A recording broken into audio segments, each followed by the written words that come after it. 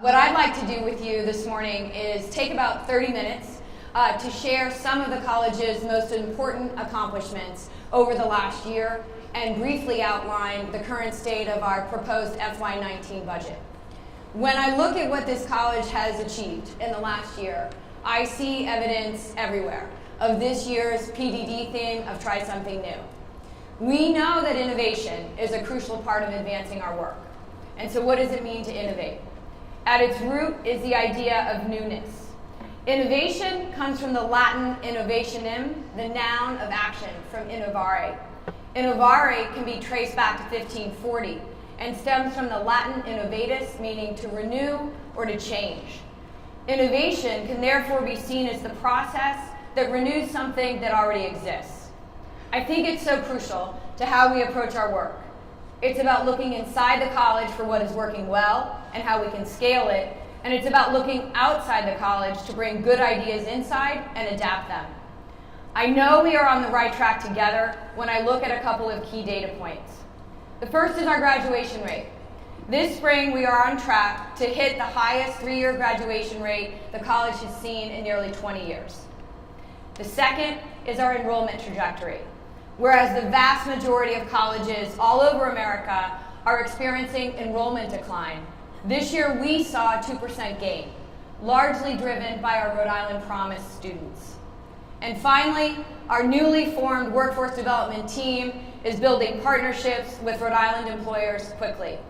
And these partnerships are creating meaningful opportunity for Rhode Islanders. All of these wins require a daily commitment to innovation as a practice. What that means is looking to our past for what worked and borrowing ideas from other places that can help us here. And it means being flexible, being adaptive, being willing to try something new or do something in a different way. Innovation will mean failure. It will mean we will try things that won't work. And when that happens, we will go back to the drawing board and design a new solution. That kind of risk-taking takes courage and the belief that we can figure out what our students need to succeed here. Over the last 24 months, our singular focus has been to ensure that many more students can earn their certificate or degree in a cost-effective and time-efficient way. Our newly released three-year strategic plan has three goals: to enhance student success and completion, expand partnerships and programs, and strengthen institutional effectiveness. We worked across the college to build these goals, and now you are working with your teams to build a set of activities that will ensure we achieve them. Here's what we know about our students. 70% of them arrive at our door with the goal of graduating and transferring to a four-year college. The most widely used measuring stick for success in this area is looking at three-year graduation rates. Nationally, the average three-year graduation rate for community colleges is 22%. This month, next month, are we in April? Next month, we expect to graduate 18% of our students who began 3 years ago. This rate is the highest rate CCRI has achieved in 18 years. And while it's not nearly good enough, everyone in this room should be proud of hitting that benchmark. And now what we do is build upon that success and keep going. So many of you across this college have responded by coming to the table with new and creative ways to help our students graduate more quickly and move on to their next goal of employment or a four-year college. Today, I come to you with some updates on these innovative approaches. I want to share some early positive results and outline where we are heading next. So let's look first at our Rhode Island Promise students.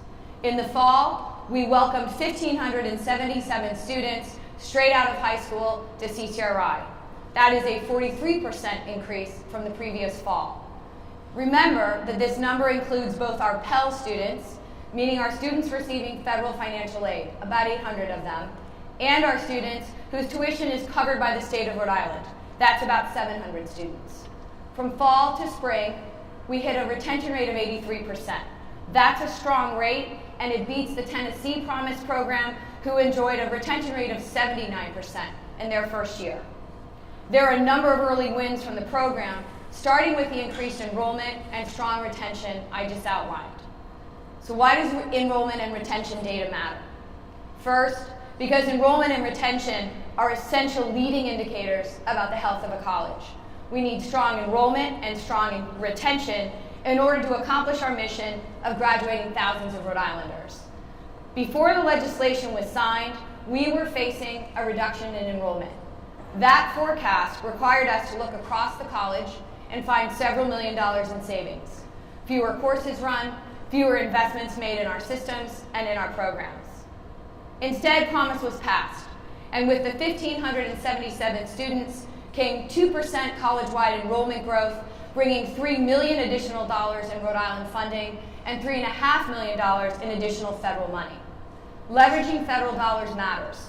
It allows us to do more for our college despite the state's budget constraints. So why else do enrollment and retention matter? They matter because both numbers help to build our reputation as a place of success. They demonstrate that we are effectively recruiting and retaining our students. How do we explain the increase? Like Tennessee, we are seeing that the marketing of free college is being heard by Pell students, many of whom did not realize that CCRI would already have been free or reduced for them through Pell Grants. So how are our Promise students doing? Right now they are on track to more than double our current two-year graduation rate. In fact, after one semester, there are 240% more students on track to graduate in 2 years, based on the 2.5 GPA and 15 college credits earned per semester. When we look at this class, and we look forward to 2020, we see the very real possibility that we could actually double our 3-year graduation rate. Imagine seeing our graduation rate move from 18% to 30 or higher in just 3 years. That would position us to have one of the highest community college graduation rates in New England. I believe we can achieve it, and I believe we can keep going. We are building the blocks that will take our students there.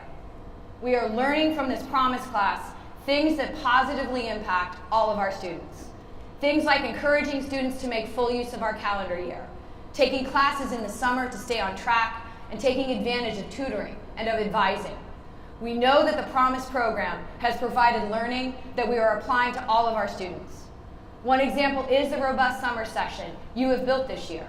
This upcoming session provides all of our students with more opportunities to earn credit than ever before.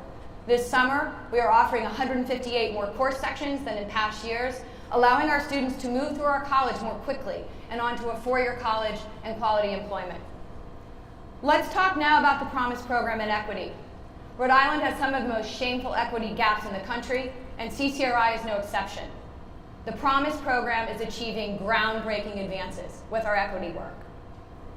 Because of Promise, we saw a nearly 54% increase in Pell student enrollment for this cohort and a 62% increase in students of color.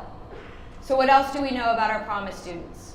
This class is achieving the most significant equity gains in our college's history, with a nearly 400% increase in the number of Pell students on track to graduate in 2 years, and a 500% increase in the number of students of color on track to graduate in 2 years.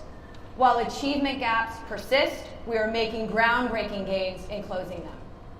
That's what innovation is all about, figuring out ways to achieve our mission at scale. So what else do we know about our first cohort? We know that the program is not without challenges. The legislated bar is high for second-year eligibility.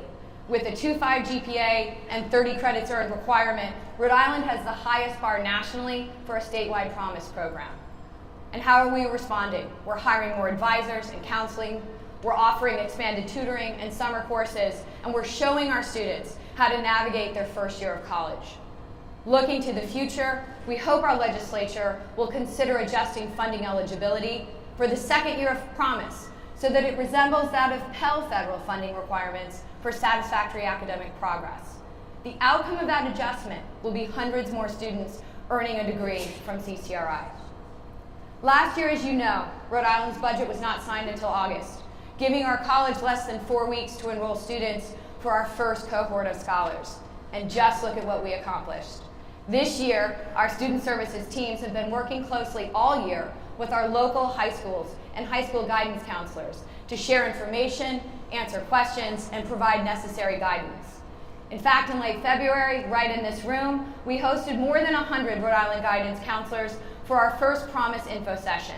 My son's guidance counselor was there. I wanted to tell him my son is doing better with attendance at college, on-time attendance. With more time to recruit and prepare students, we estimate that we will have close to 2,000 new Promise students enrolling this fall. That means approximately a 25% increase this year from last year, and rolls up to doubling in just 2 years the number of students who enroll full-time straight out of high school. So from 1,100 to just about 2,000 in just 2 years. So what does that increase mean for us? First of all, it means many more students will earn a degree and then move on to a great job or a four-year college. Second, it means we will have a stronger revenue stream to support all of the work underway at this college. So with that, let's talk about the work. I'd like to discuss some of the important work happening right now in academic affairs under the guidance and leadership of Dr. Costigan. We know that the need for developmental math and English is the single largest barrier for most of our students, with 2/3 of them arriving at our college needing at least one developmental education course. As a college, we have moved aggressively to address this issue by listening to students and faculty, reviewing data, and developing new models based on successful programs at sister institutions. Over the past year, we instituted multiple measures of assessment. Multi-measures means using more than a high-stakes exam score like AccuPlacer to determine if a student is actually ready for college-level coursework. It means using things like high school GPA and transcripts and standardized test scores like the SAT. So what have we seen? And I want to thank our IR department for getting me these numbers this week. They're thrilling. We've seen that using multi-measures has resulted in hundreds of students earning college credits right away without first having to pass a Dev Ed course. That's a big deal. It saves them time and it saves them money. Rather than discouraging them, it builds momentum and confidence and keeps them going. Since our college started using multi-measures in the fall of 2016, more than 1,200 students have been placed in credit-bearing math and English courses who would otherwise have been placed in Dev Ed. In English, these students have an overall pass rate of 81%, and that's compared to a pass rate of 76% for our non-multi-measure students.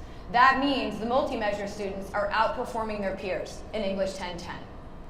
For each developmental English course our students are able to bypass because of multi-measures, they save $633. That means a student who would otherwise have been placed into our lowest level English course, but instead is placed into a credit-bearing course, is saving almost $1,900 and a whole lot of time. That money and that time can instead be applied to more college-level courses, moving them faster towards a degree.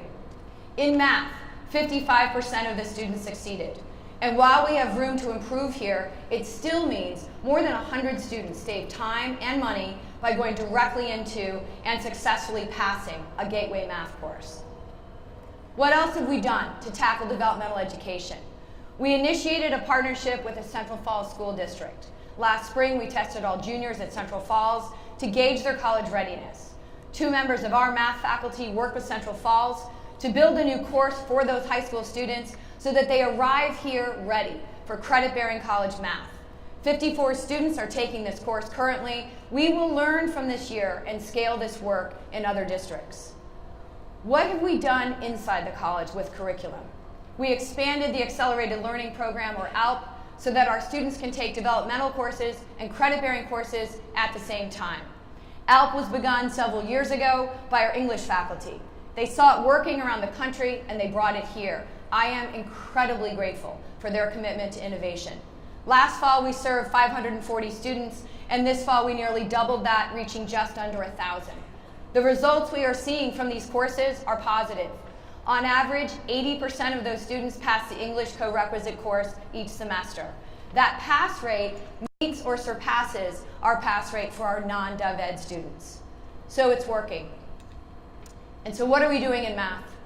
Under the leadership of our new chair, Sudabe Valicenti, our math department has developed a brand new curriculum to create clear pathways and more developmental course options for our students. These changes include implementing a Math Emporium model, which is a competency-based approach to preparing students for college-level math. This fall, we will launch co-requisite course offerings for our 3 math pathways: Math for Liberal Arts, statistics for health and social sciences, and college algebra for our STEM students.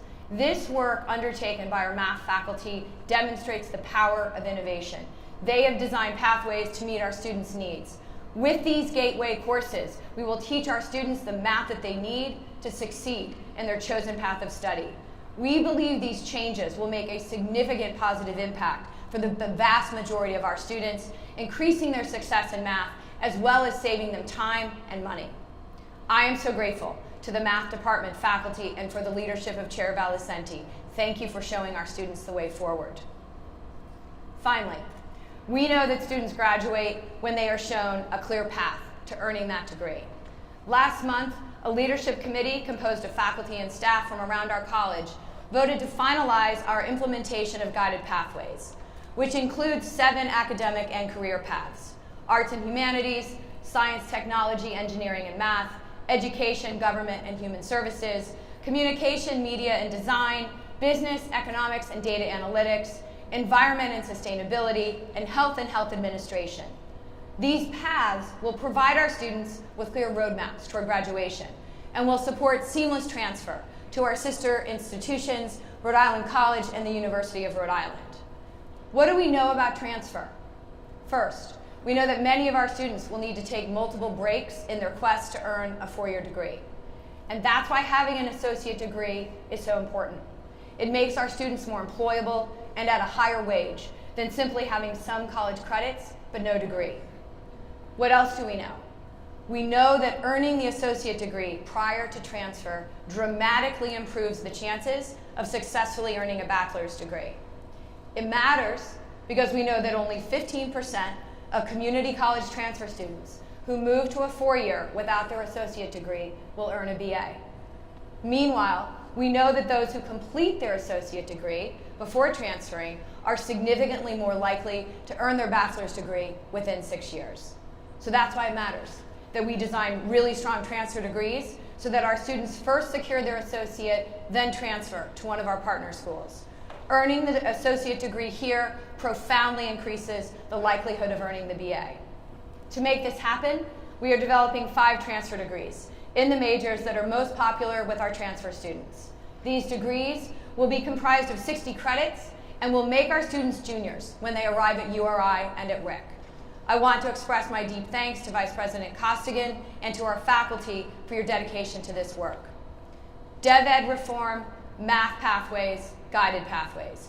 These are among the most essential building blocks for a community college focused on educating students to earn a meaningful certificate or degree in an affordable and efficient way. Now to student services.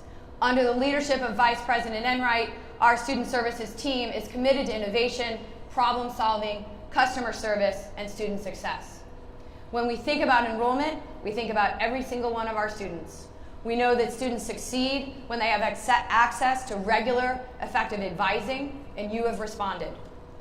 By introducing intrusive advising, our advising team works closely with faculty to identify students who may be falling behind and proactively work to get them the help they need to get back on track. Student services staff are also innovating to use technology in new ways to reach our students where they are. We have invested in a messaging platform, Blackboard Connect, which allows us to communicate with current and prospective students through text, email, and phone calls. So now we use Blackboard Connect to talk to students about enrollment, financial aid, and advising. Finally, our student services team has partnered with our marketing and communications team to proactively launch targeted messaging campaigns to keep our students on track and aware of enrollment and financial aid opportunities. For example, we have begun aggressively recruiting for our expanded summer sessions and have launched targeted messaging campaigns to urge our students to enroll. These efforts are yielding results. As of yesterday, our summer enrollment was up 3% compared to last year and up more than 8% in total credits taken. We know that when we reach students where they are, they hear us and they respond. I am so thankful to Vice President Enright and the dedicated teams who are leading this work and driving real results. Now let's talk about workforce development. Under the leadership of Vice President Julian Alcid, we have redesigned workforce development and launched an ambitious plan to put the college where it belongs, right at the very heart of Rhode Island's workforce development strategy. We are listening to Rhode Island companies to inform our program design and are committed to dramatically increasing our training programs and our employer partnerships. Working closely with academic affairs, Julian and his team are building these partnerships to create quality employment opportunity for our students and for Rhode Island's incumbent workforce. Already we are seeing some big wins. Through our partnership, we have trained more than 750 electric boat employees at the Westerly Center. Collectively, they have received more than 13,000 hours of hands-on training. CCRI has partnered with University Medicine to help upskill their medical assistants by qualifying them for our Practical Nurse Associate Degree program. This is what we mean about innovation and trying something new. This is the very first time in the country that an apprenticeship program like this has been created. So why do we care? We care because it will allow those university medicine workers to nearly double their annual earnings. CCRI also developed our Fast Track to CNC manufacturing program to prepare our students for quality employment in local manufacturing companies. To date, more than 80% of our students have been hired. We will learn from our launch of programs like these, make them even better going forward, and do more of them faster. Finally, we have built an exceptional cybersecurity program. Maggie McGee of Sunedia calls CCRI's cybersecurity program one of the very best cyber programs in the region. We opened the range in Newport last year, and now we're developing a Cisco lab to further prepare our students for careers in cybersecurity. Finally, CCRI was pleased to play a significant role in securing Rhode Island's recently announced partnership with the global technology company Infosys that will bring 500 new jobs to Rhode Island by 2022. We are working with Infosys to develop a partnership modeled after the existing College Connect initiative, which introduced more than 120,000 college students to technology careers in India. The day it was announced, Infosys President Ravi Kumar said he believed that CCRI was one of the strongest community colleges in the country, which was part of what attracted Infosys to the state. I believe we are working towards quickly becoming what Ravi says we already are. I want to thank our faculty, our nursing program, engineering program, computer studies department, and workforce development staff for their work on these programs. Your willingness to innovate and try something new is helping us grow. All of this activity has attracted philanthropic dollars, and we plan to build on this momentum. Last June, we welcomed 375 guests to our Raising Opportunities benefit. All 375 made gifts. 2/3 of them were coming to our college for the very first time. On that night, we raised $185,000 to support student success. We are pleased to announce that our second annual Raising Opportunities benefit will be on June 1st at the Knight campus. It will be the first time I've attended a party on a baseball field since the 1970s. I encourage you all to join me. I am confident it will again be a meaningful night to showcase the college and raise new money in support of our work. Last fall, we were thrilled to announce our new $500,000 Last Mile Scholarship. At its time, B. Manecki's gift was the largest individual gift in our college's history. Indeed, it was 5 times the size of the previous largest gift of $100,000. B's investment allows part-time Pell students to convert to full-time status so they can graduate faster. He provides money for books, for transportation, and other costs that are part of being in college. Soon after B's gift was announced, that record was broken when the Hassenfeld Family Foundation committed to a $650,000 gift to support our Rhode Island Promise Scholars. Those are our Pell students who are part of our Promise class. These investments in our students not only represent financial wins for our college, they reflect the growing recognition of the impact CCRI has across the state. They reflect the increasing value placed upon our students and our college. We are grateful to those who have given, and we are committed to growing this base even larger. In support of this work, we are focused on growing our foundation board and are building an aggressive endowment strategy. I'll close this morning by giving you a brief overview of our college's budget. We remain the most affordable college in Rhode Island. More than 50% of our students are Pell eligible, meaning their family's income is not enough to pay tuition. The total CCRI tuition and fees is just under $4,600, which is 33% under the maximum Pell. And we remain in the middle of our peer institutions when it comes to tuition costs. For FY19, our budget submission to the Post-Secondary Council contained a $3.6 million increase, over the previous year. The $3.6 million request included increased obligations for current personnel, as well as funding critical additional FTEs to support student retention, academic programming, workforce development, and funding to address our enrollment increase. As recommended by the Council, there is no tuition increase in our FY19 budget request. The Council reduced our request by $1.3 million, recommending an increase in state revenues of just $2.3 million, and tied this funding to outcomes-based performance. Outcomes-based funding was designed by our legislature and includes all 3 public higher ed institutions.